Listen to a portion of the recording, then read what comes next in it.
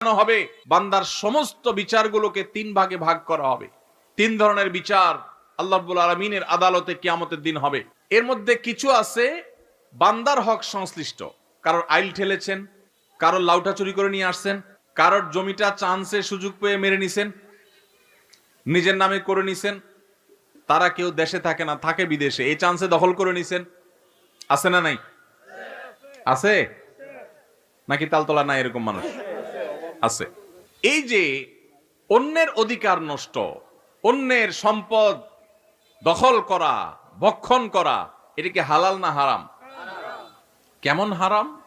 এটা এমন হারাম, এই কাজটা যদি কেউ করে আর দুনিয়াতে যদি এটা দফা রফা না করে, যারটা খাইছে তারটা তার কাছে ফেরত না দিয়া যায়, তো কিয়ামতের দিন এই রকম অপরাধ যেগুলো করা হয়েছে এইগুলোর বিচার সম্পর্কে আল্লাহ বলবেন